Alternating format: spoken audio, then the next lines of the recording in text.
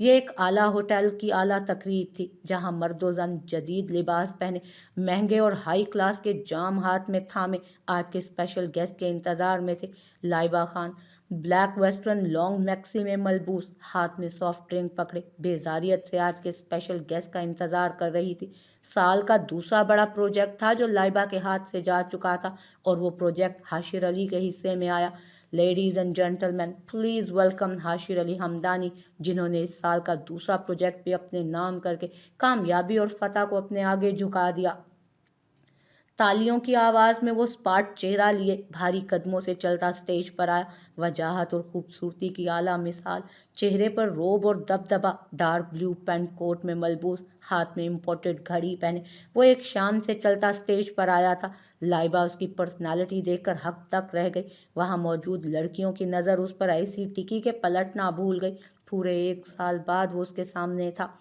جلال sons کے project کے بعد ان دونوں کا کبھی آمنا سامنا نہ ہو پایا تھا، اور پہلے وہ پروجیکٹ کی ہار کی وجہ سے پارٹی میں موجود نہ تھی۔ اب دوبارہ 1 سال بعد دونوں روبرو تھے۔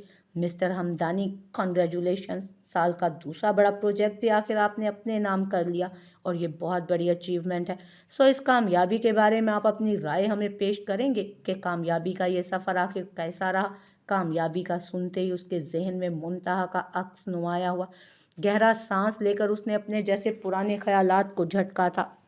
تھینک یو سو مچ کہ آپ سب میری کامیابی کو سیلیبریٹ کرنے کے لیے یہاں موجود ہیں، اور یہ میرے لیے بہت خوشی کی بات ہے۔ کامیابی کا یہ سفر میرے لیے اچھا اور برا دونوں ثابت ہوا، کیونکہ میری کامیابی کی وجہ سے کچھ کمپنیز کو ہار نصیب ہوئی، اور یہ میرے لیے نہایت افسوس کی بات ہے کہ میری وجہ سے کسی کی ہار ہو۔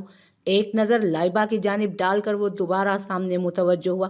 ہر انسان کامیابی کا حقدار ہے، اور میری یہی سوچ ہے کہ کامیابی ہر انسان کا مقدر بنے، لیکن یہ انسان کی محنت پر ڈیپینڈ کرتا ہے، یعنی جتنی محنت اتنی کامیابی۔ ہوپس ہو کہ آپ سمجھ سکیں۔ اس سے زیادہ میں کچھ نہیں کہنا چاہوں گا۔ وقت کی قدر کریں گے تو وقت آپ کی قدر کرے گا، اور وقت کی قدر میں بہت اچھے سے جانتا ہوں، اس لیے مزید رک کر میں یہاں وقت ضائع نہیں کر سکتا۔ سو اللہ حافظ اینڈ تھینکس اگین، سپاٹ لہجے میں کہتا وہ اس ہوٹل سے نکلتا چلا گیا۔ مزید کسی میں ہمت نہیں تھی کہ حاشر علی ہمدانی کو روک سکے۔ لائبہ خان کی نظروں نے دور تک حاشر علی ہمدانی کا پیچھا کیا تھا۔ تم نے کھانا کھا لیا؟ لاؤنج میں بیٹھا کافی کے گھونٹ گھونٹ حلق میں اتارتا اس نے جویریہ سے استفسار کیا۔ لہجہ ہر احساس سے عاری تھا۔ آپ جانتے ہیں کہ میں آپ کے بغیر کھانا نہیں کھاتی۔ پھر یہ سوال پوچھنے کی وجہ؟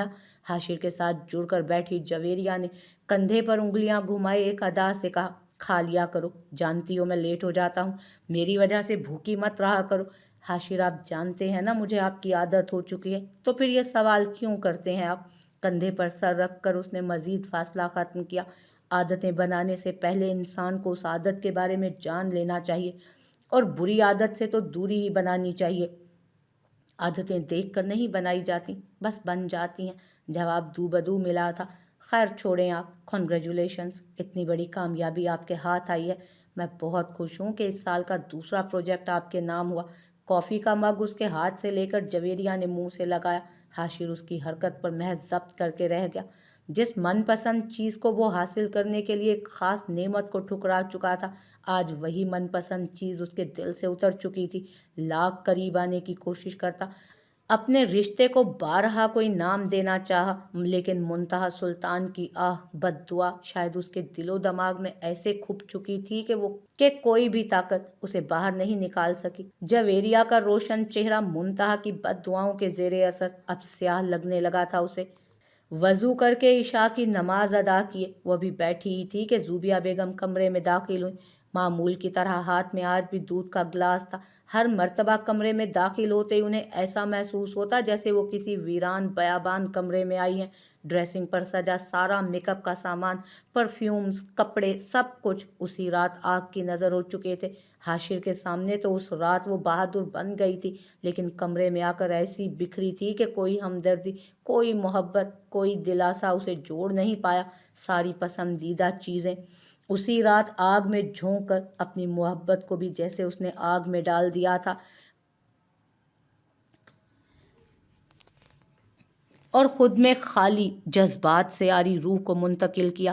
ایک وعدہ کیا تھا اس نے خود سے کہ کبھی حاشر کو یاد نہیں کرے گی، ایک وعدہ کیا تھا سرخ رنگ حرام کر لے گی خود پر، ایک وعدہ کیا تھا کہ نفرت کرے گی محبت سے، اور وہ وعدہ 1 سال سے نبھاتی آ رہی تھی۔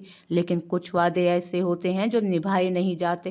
وہ دن اور آج کا دن، منتہا سلطان نے اپنے لبوں کو گلابی رنگ سے نہیں رنگا تھا۔ جو رنگ سب سے زیادہ پسند تھا، آج اس نے ان سب چیزوں سے نفرت شروع کر دی تھی۔ نبھا رہی تھی وہ نفرت ان سب سے۔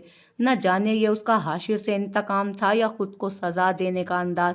بہرحال جو بھی تھا، منتہا سلطان نے رنگ، خوشبو، خوشیاں سب کچھ خود پر حرام کر لی تھی۔ امی آئے بیٹھے، دودھ کا گلاس سائڈ پر رکھ کر اس نے ہاتھ پکڑ کر زوبیہ بیگم کو اپنے قریب بٹھایا۔ بابا نے دوا کھائی؟ ہاتھ تھامے اس نے جھکی نظروں سے پوچھا تھا۔ زوبیہ بیگم کی آنکھوں میں نمی چمکی۔ 1 سال کے پورے عرصے میں وہ بہت کم اپنی ماں کے کمرے میں گئی تھی۔ سلطان علی منتہا کی بربادی کا صدمہ لے کر بستر پر ایسے لگے کہ اٹھ ہی نہ پائے۔ آفاق، ماریا بظاہر تو ساتھ تھے، لیکن منتہا جانتی تھی کہ ان کے درمیان محبت ختم ہو چکی ہے، اور ان سب کا قصوروار وہ خود کو سمجھتی تھی۔ ہاں، انہیں دوائی دے دی ہے، منتہا کو جواب دے کر انہوں نے گلاس منتہا کی جانب بڑھایا۔ دراصل میں تم سے بات کرنا چاہ رہی تھی۔ زوبیہ بیگم کی بات پر وہ سارا معاملہ سمجھ گئی۔ امی، میں جانتی ہوں آپ کیا چاہ رہی ہیں، اور میرا جواب بھی آپ اچھے سے جانتی ہیں، سپاٹ انداز میں کہہ کر وہ گلاس کو ٹیبل پر پٹکتی کھڑکی کے پاس جا کھڑی ہوئی۔ بیٹا، ایک بار تو سن لو میری بات، میں تمہارے بھلے کے لیے ہی کہنا چاہ رہی ہوں یہ بات۔ بیٹا، وہ جا چکا ہے۔ امی، آپ کو لگتا ہے کہ میں اس شخص کے لیے خود کو روگ لگا کر بیٹھ چکی ہوں؟ نہیں امی، وہ کون تھا، کیا تھا میرا اس سے رشتہ، میں سب بھول چکی ہوں۔ یاد ہے تو بس اتنا کہ منتہا سلطان اجڑ کر اب دوبارہ بسنا نہیں چاہتی، طنزیہ انداز میں کہہ کر گویا اس نے خود کا ہی مذاق بنایا۔ زوبیہ بیگم کی آنکھوں میں نمی جھلکی۔ بیٹی کی حالت روز دل کے کئی ٹکڑے کر دیتی تھی، لیکن امید کا دامن انہوں نے بھی نہیں چھوڑا۔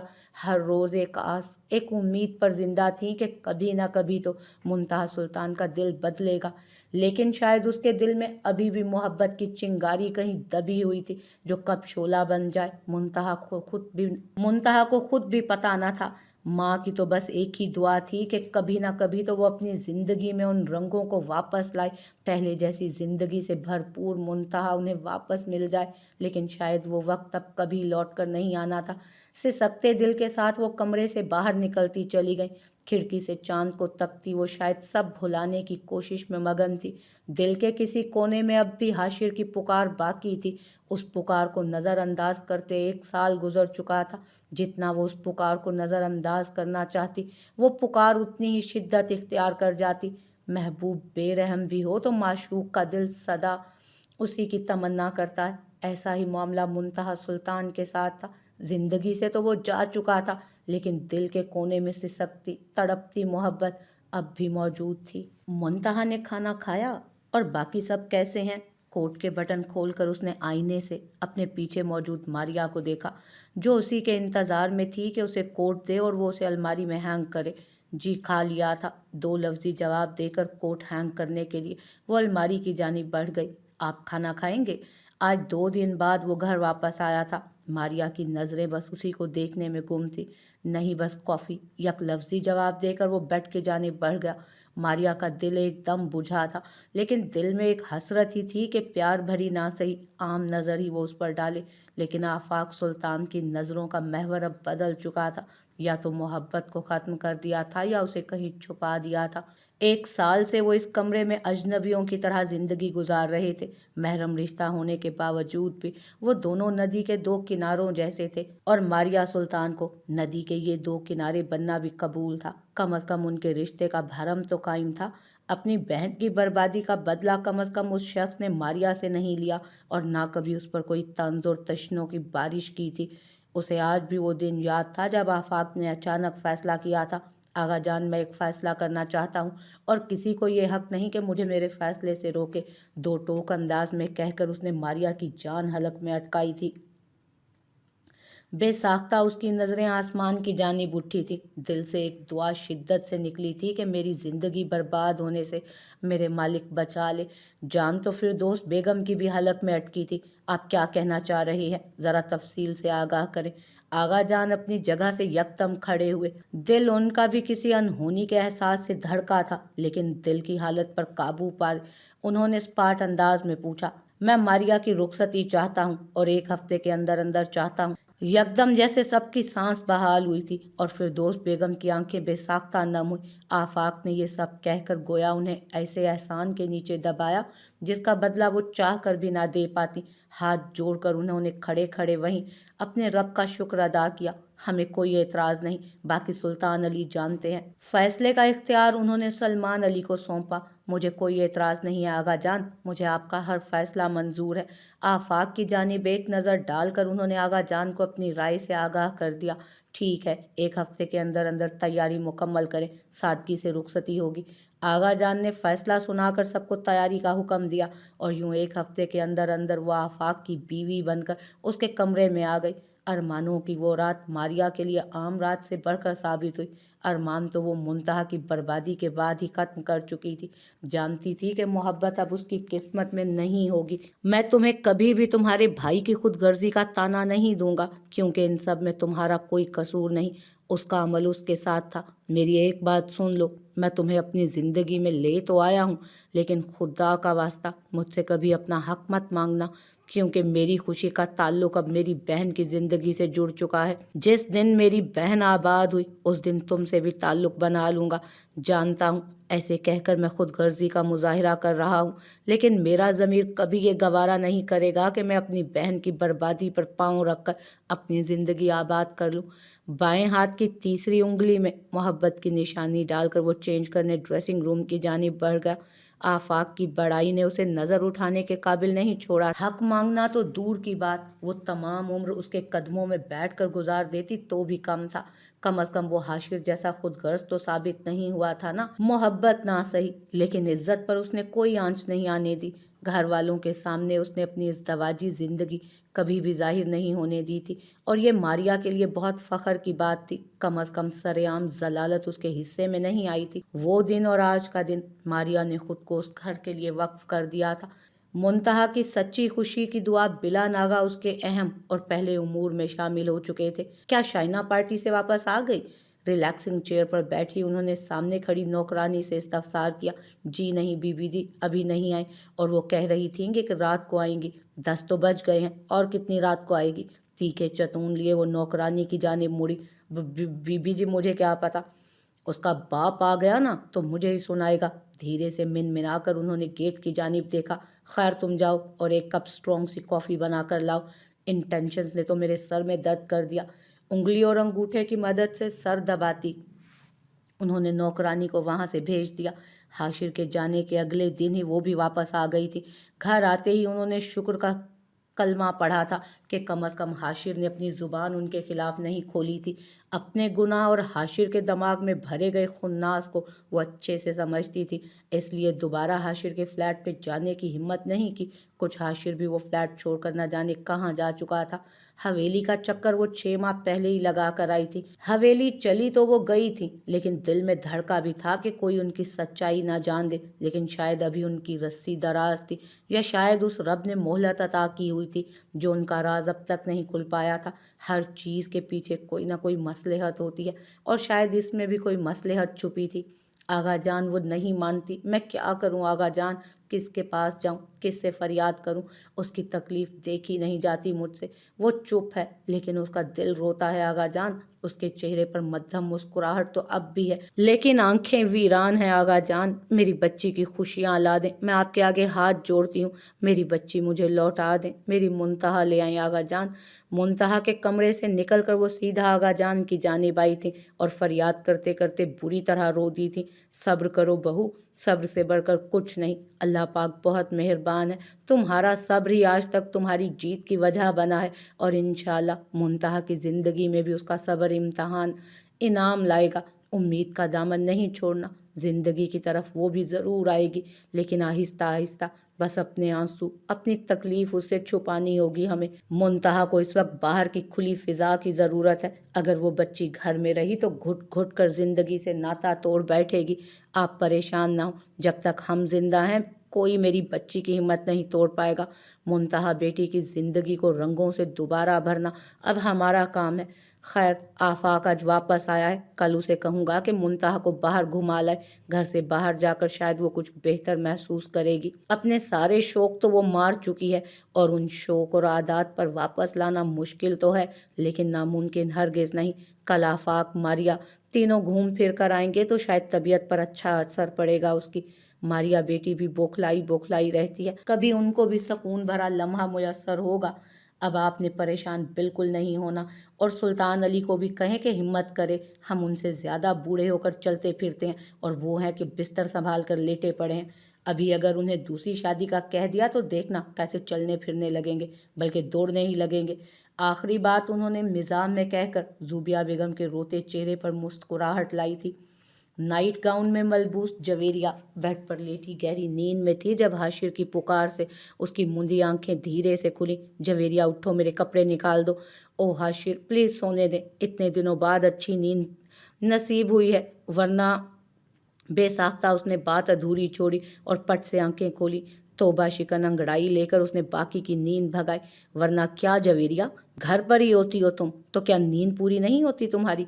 अबरू उचकाए उसने जवेरिया की जानिब देखा। नहीं हाशिर, ऐसी तो कोई बात नहीं, बस जब आप चले जाते हैं तो लगता है मेरी नींद सुकून सब साथ ले गए हैं। मीठी नज़रों से हाशिर की जानिब देखकर उसने लब का कोना दबाया। खैर, बातें छोड़ो, इस वक्त मुझे देर हो रही है। अब इस्लामाबाद पहुंचने में कहीं देर ना हो जाए, 4 दिन तो मीटिंग में लग जाएंगे। हाशिर ने बिना उसकी जानिब देखे बातों का रुख मोड़ा। जवेरिया का मुंह भी हाशिर की बेतनाई देख कर उतरा। उसकी एक मीठी नज़र के लिए वो पिछले 1 साल से मुतलाशी थी। फ्रेश हो जाऊं, फिर आपका ड्रेस भी निकालती हूँ। बेड से उतरकर गाउन की डोरियां कसती वो अलमारी से सुर्ख स्टाइलिश फ्रॉक निकालकर वॉशरूम की जानिब बढ़ गई। सुर्ख रंग पर नज़र पड़ते ही मुंतहा सुल्तान का लाल हिजाबी चेहरा नज़रों के सामने घूम गया। हर रोज़ किसी न किसी बहाने मुंतहा सुल्तान का अक्स हाशिर को ऐसी याद दे जाता कि सारा दिन उस अक्स को महसूस करते बेचैनी की नज़र हो जाता। और आज भी ऐसा ही हुआ था। क्या अब भी वो सजती होगी? बेसाख्ता ख्याल जहन को छू गया। उसने फ़ौरन अपने ख्याल की नफ़ी की। ये क्या सोच रहा हूँ मैं? यकदम दिल बेचैन हुआ। ऐसा ख्याल उसे पहली मर्तबा आया था, और अपने ख्याल को झटकना शायद उसे इस बार मज़ीद मुश्किल लगा था। आगा जान, आपने बुलाया। ब्लैक शलवार सूट में मलबूस निखरा सा आफाक कमरे में दाखिल हुआ और आगा जान के सामने सर झुकाकर इस्तफसार किया। सर पर शफकत से हाथ फेरते उन्होंने आफाक को बैठने का इशारा किया।